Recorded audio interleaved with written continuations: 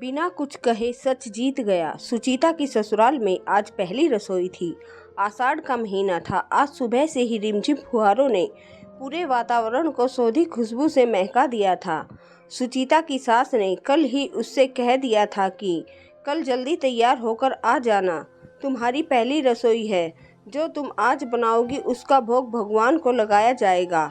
सुचेता को रसोई के कामों में कोई खास दिलचस्पी नहीं थी, पर ऐसा भी नहीं था कि उसे खाना बनाना नहीं आता था, पर वह अपनी माँ के जैसा खाना नहीं बना पाती थी। आज सुचेता जल्दी उठकर नहाने के बाद अच्छे से तैयार होकर नीचे आ गई। जब सुचेता की सास ने उसे देखा तो देखती ही रह गई।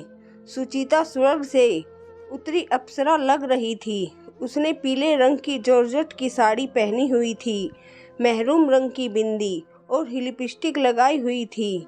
सिंदूर से भरी हुई मांग, गले में हार, हाथों में कंगन और चूड़ियां खनक रही थी। उसकी बड़ी बड़ी आंखों में काजल उसकी आंखों को और भी सुंदर बना रहे थे। सुचेता को देखकर घर के सभी लोग उसकी सुंदरता की तारीफ करने लगे। अपने पति की आंखों में अपने लिए प्यार और तारीफ देखकर सुचेता के चेहरे पर शर्म की लाली दौड़ गई। सुचेता ने सभी का पैर छूकर आशीर्वाद लिया। तभी उसे अपनी दादी सास की आवाज़ सुनाई दी। वह उससे कह रही थी, बहू, आज तुम्हारी पहली रसोई है।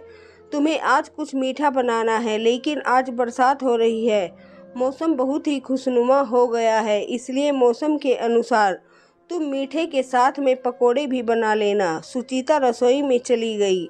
उसकी सास ने आकर सभी सामान निकालकर उसे दिया और कहा कि अब तुम इत्मीनान से अपनी रसोई का काम करो। इतना कहकर सुचेता की सास रसोई घर से बाहर निकल गई। सुचेता को रसोई का काम अच्छे से आता था, पर ससुराल की पहली रसोई थी, इसलिए उसको घबराहट हो रही थी। फिर भी सुचेता स्वयं को संयमित करते हुए हलवा बनाने में लग गई। उसकी सूजी भूनकर तैयार थी। उसने उसमें मेवा डाला, शक्कर और दूध, थोड़ा सा पानी डालकर हलवा चलाने लगी। तभी सुचेता की जिठानी रसोई में आई। उनके चेहरे पर सुचेता के लिए ईर्ष्या साफ दिखाई दे रही थी। सुचेता के सौंदर्य को देखकर वह पहले से ही ईर्ष्या करती थी, और आज तो घर के लोगों के मुख से सुचेता की सुंदरता की तारीफ सुनकर सुचेता के लिए उनकी ईर्ष्या और बढ़ गई थी। उन्होंने आते ही कहा, हलवे में खुशबू तो बहुत अच्छी आ रही है, थोड़ा सा चक्कर देखती हूँ।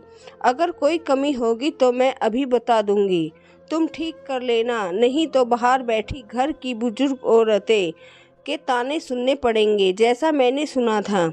जेठानी की बात सुनकर सुचेता ने उन्हें थोड़ा सा हलवा निकाल कर दे दिया, जबकि उसकी सासू माँ ने कहा था कि सबसे पहले भगवान को भोग लगेगा।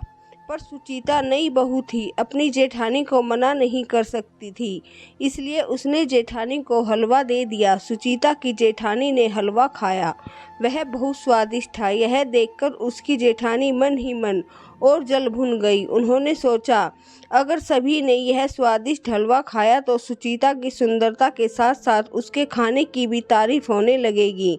यह सोचकर जेठानी ने कहा, हलवा तो बहुत अच्छा बना है, पर मीठा थोड़ा कम है। यहाँ के लोगों को हलवा ज़्यादा मीठा पसंद करते हैं, इसमें शक्कर और मिला दो। अपनी जेठानी की बात सुनकर सुचेता हलवे में शक्कर डालने लगी। उसकी जेठानी ने, यह नहीं, पीसी शक्कर डालो, वह जल्दी खुल जाएगी। यह रहा डब्बा। उन्होंने शक्कर की जगह सुचेता को नमक दे दिया। सुचेता अपनी जेठानी की चाल समझ नहीं सकी। उसने उनके कहने पर हलवे में शक्कर की जगह नमक डाल दिया। यह देखकर सुचेता की जेठानी के चेहरे पर जहरीली मुस्कुराहट फैल गई। उसके बाद सुचेता पकोड़े बनाने लगी। सुचेता की जेठानी ने उसकी नज़र बचाकर बेसन के घोल में थोड़ा ज़्यादा मिर्च पाउडर डाल दिया। उन्हें ऐसा करते हुए सुचेता देख नहीं सकी। सुचेता ने हलवा और पकोड़े बनाकर डाइनिंग टेबल पर रख दिया। सुचेता की सास ने भगवान को हलवे का भोग लगाया। फिर घर के सभी सदस्य डाइनिंग टेबल पर आकर बैठ गए। सबसे पहले सुचेता की दादी सास ने नाश्ता करना शुरू किया। उन्होंने जैसे ही हलवा मुंह में डाला, वह चौंक गई उन्होंने गुस्से में सुचीता को देखा। सुचीता डरी सहमी सहमी खड़ी हुई थी, जबकि सुचीता की जेठानी के चेहरे पर कुटिलता भरी मुस्कुराहट साफ दिखाई दे रही थी। सुचीता की दादी सास अपनी बड़ी बहू के ईर्ष्यालु स्वभाव को अच्छी तरह जानती थी। वह सब समझ गई थी कि यह हरकत किसकी है। दादी सास ने सभी को नाश्ता करने से रोक दिया। यह देखकर सुचीता का चेहरा डर से पीला पड़ गया। वह सोच नहीं पा रही थी कि दादी जी ने सभी को हलवा खाने से रोक क्यों दिया। सुचीता की दादी सास ने एक पकौड़ी भी खाई, उसमें मिर्ची की मात्रा बहुत ज़्यादा थी। उन्हें खांसी आने लगी। सुचीता ने जल्दी से उन्हें पानी दिया। पानी पीने के बाद जब दादी जी सहमित हुई तो उन्होंने गंभीर लहजे में अपनी बहू सुचीता की सास से कहा, बहू, यह हलवा और पकोड़े सभी गाय को खिला दो, क्योंकि यह बहुत अच्छे बने हैं। बहू की पहली रसोई है, भगवान को भोग लग गया है, मैंने खा लिया है। अब गौ माता को खिलाकर उनका भी आशीर्वाद लो। तुम्हारी छोटी बहू सौंदर्य की देवी के साथ साथ साक्षात अन्नपूर्णा भी है, जिससे उस पर सभी का आशीर्वाद बना रहे और दुष्ट आत्माओं बहू का कुछ न बिगाड़ सके। अब सभी के लिए दूसरा नाश्ता लेकर आओ। सुचीता की दादी सास ने गंभीर लहजे से कहा, पर माँ जी, आज से पहले ऐसा कभी नहीं हुआ। सुचीता की सास ने धीरे से डरते हुए कहा, बहू, जैसा मैं कह रही हूँ वैसा करो, यह मेरा आदेश है। सुचीता की दादी सास ने कठोर लहजे में कहा। दादी जी की बात सुनकर सभी चुप हो गए और जैसा उन्होंने कहा था वैसा ही किया।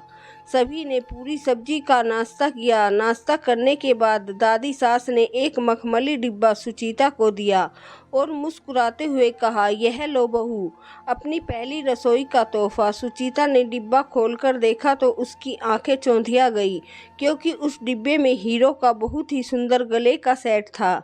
हीरो का सेट देखकर सुचीता की जेठानी के चेहरे पर ईर्ष्या के साथ मायूसी भी छा गई, क्योंकि उसकी चाल निसफल हो गई थी।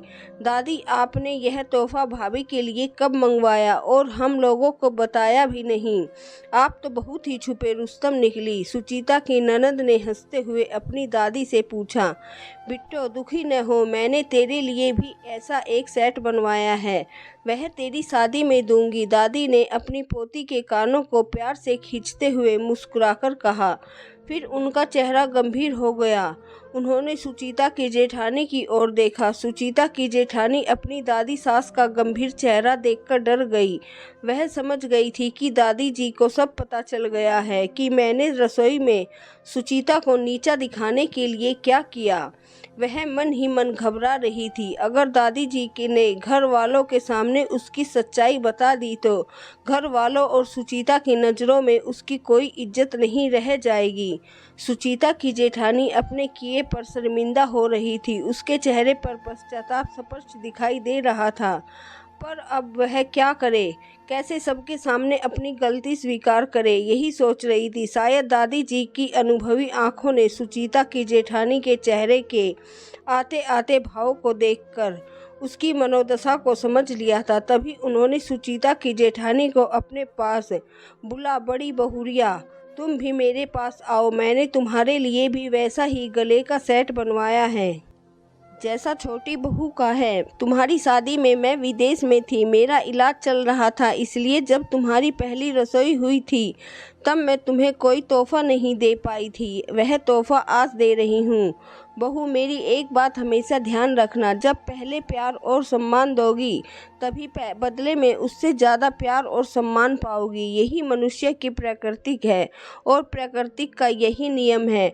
अपनी दादी सास की बात सुनकर सुचीता की जेठानी सब समझ गई थी कि उसकी दादी सास क्या कहना चाहती है। वह तुरंत उनके कदमों में झुककर उनसे माफ़ी मांगने लगी।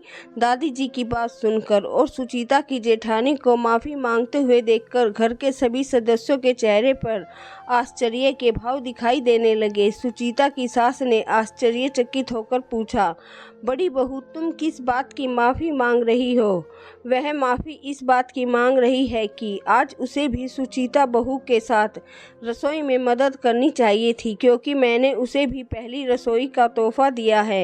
यह तोहफा उसे बिना किसी मेहनत के मिल गया, इसलिए वह शर्मिंदा है कि वह जेठानी बनकर बैठी रही, जबकि उसे आज अपनी छोटी बहन की रसोई में मदद करनी चाहिए थी। सुचेता की दादी सास ने अपनी बड़ी बहू को सम्मान की रक्षा करते हुए कहा। अपनी दादी सास की महानता को देखकर सुचेता की जेठानी शर्म से पानी पानी हो रही थी। उसे स्वयं पर शर्म आ रही थी। उसी समय उन्होंने खुद से एक वादा किया कि मैं भी आज से बाद दादी जी की तरह घर के लोगों को कभी किसी के सामने शर्मिंदा नहीं होने दूंगी और अपनी देवरानी को छोटी बहन समझूंगी। बाहर सावन झूमकर बरस रहा था। प्रकृति ने चारों तरफ हरियाली के रूप में प्राकृतिक सौंदर्य बिखरा हुआ था। दादी की समझदारी के कारण घर के अंदर भी खुशियां छाई हुई थी। बिना कुछ कहे आज सच जीत गया था। तभी दादी जी की गंभीर आवाज़ सुनाई दी, तुम दोनों यहाँ क्यों खड़ी हो? क्या बरसात के मौसम में पकोड़े मुझे बनाकर खाने पड़ेंगे? यह सुनते ही सभी के चेहरों पर मुस्कान फैल गई। हंसते हुए सुचेता अपनी जेठानी के साथ रसोई की ओर बढ़ गई।